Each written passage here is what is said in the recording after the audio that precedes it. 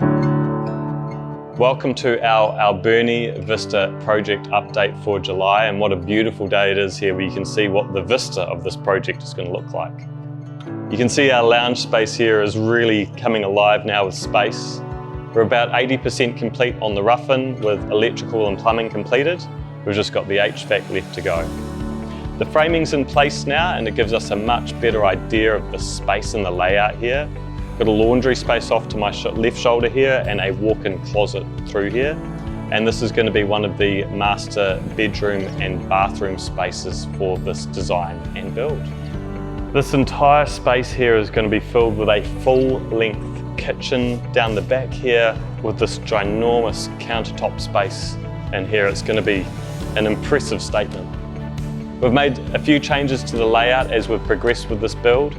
Our clients have requested a guest bedroom, so we've installed that in this space you can see here. We also have the guest bathroom off to my right here.